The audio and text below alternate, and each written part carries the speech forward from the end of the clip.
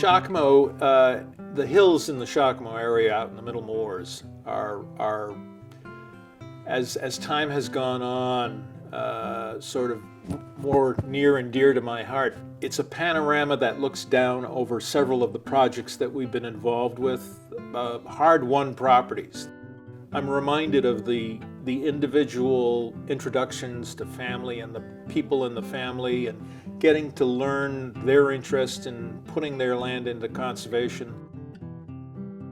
There are people with every site. There's a family, there's a group of kids that grew up playing on those properties, and it all comes back to those kind of emotions.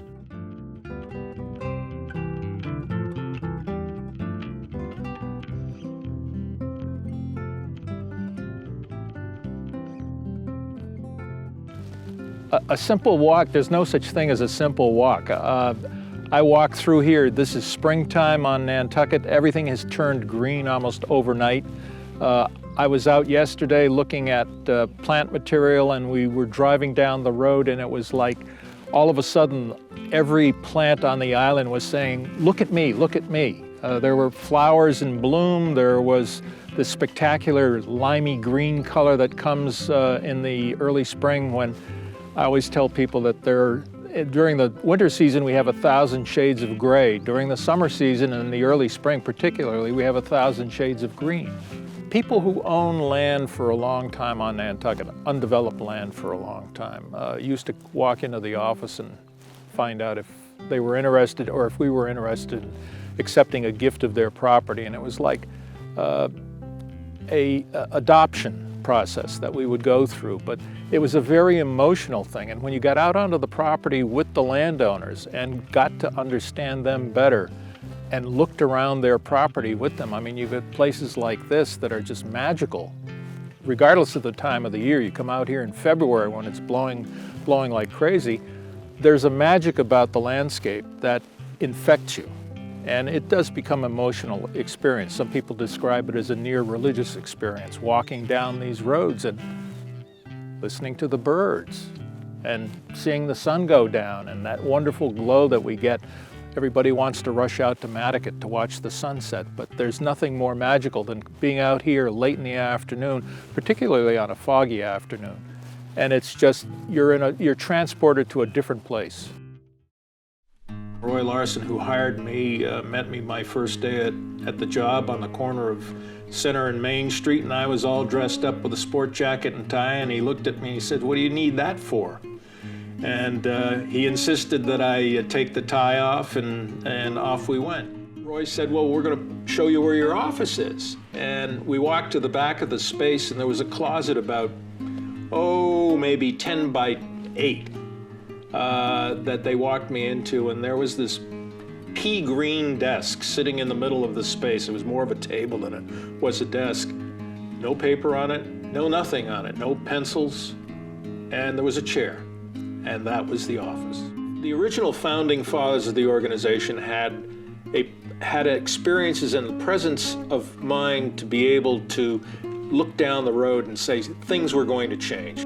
The commonly held expression was, if you don't own it, you can't control it. And development was just starting to get rolling, not on a very large scale, certainly not of the scale that we've experienced in the last 20 years or so, but all of these people felt strongly that if they didn't do something then, the game would be lost. And I think in retrospect, they were absolutely on the point, because many of the projects that we got involved with, had we gotten there a year afterwards, it would have been too late. The land would have been developed.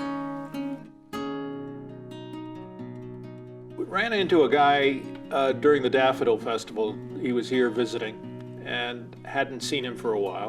And he said, "I've just come back to the island, and one of my chores today was to run out to the dump. And as I drove out to the dump, I passed the Sanford farm." And he said, "I had a flashback because I knew that the foundation got involved in that property, and can you imagine how bad it would have been had that land been developed?" Many of the foundation properties were at risk. We have rescued numerous properties that had just been subdivided, where the density would have been horrific given the time that this was being done.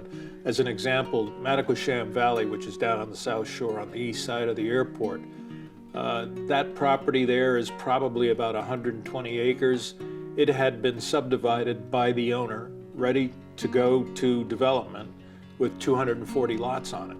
And if you can imagine, as I often do, driving down into Matawasham Valley, to have the edges of the valley just littered with houses and cars and all the rest that goes along with it, rather than people going down there today and enjoying it as a point where they can get to the water, to sit on the beach and read a book and enjoy the day. If you're coming out of Tom Nevers Road and go straight ahead into the Middle Moors, that was supposed to be about 275 houses there. And it was by good fortune that Roy Larson had a relationship with the then owner of the property, a guy by the name of Jerry Ayers, who at the last minute came to Roy and said, "We're about to do a subdivision out here, and you guys interested in acquiring the property? I got a price." And Roy said, "Sure, we'd love to buy the property." And he gave us the price, and I've forgotten, I think it was about $275,000. The university field station, which the foundation purchased. Can you imagine this property, which has 2,000 feet of harbor frontage? It has 110 acres total, of which about 65 acres are in the salt marsh and the balance is upland and related properties or related areas. It would have been a paradise for a developer. Lee Gillespie and Grace Grossman were tough ladies. They took no prisoners. And when they came to see you, and I have a great story about someone that was being pursued by Grace, who knew they were being pursued by Grace, finally sheepishly came to her office on Federal Street, walked up the stairs and said, "So how much do you want?"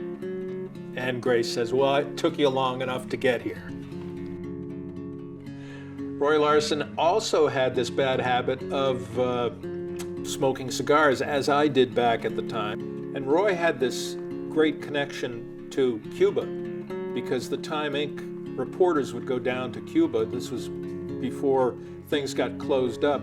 And they'd come back with pocketfuls of Cuban cigars, and they all got dropped on Mr. Larson's office desk in New York, and he would bring a batch of them up to Nantucket, and then we'd go clomping across the rutted roads at the Cranberry Bog, pull up onto the grass overlooking the bog, and off in the distance Tom Larrabee is working, and the two of us are sitting in the car smoking cigars. When I arrived in 1971, the foundation owned about 1,000 acres, and that was largely in the Milestone Cranberry Bog and the property that was associated with it. I stand on top of Altar Rock today and look out a 360-degree view, panoramic view from Altar Rock.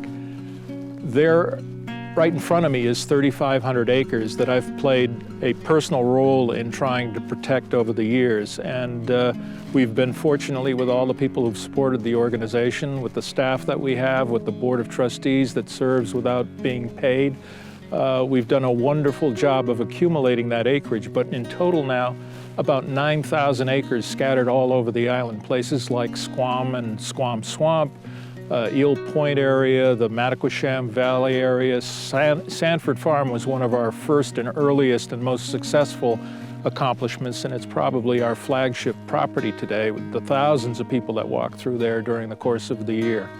It makes me feel good. It makes me feel like I've accomplished something.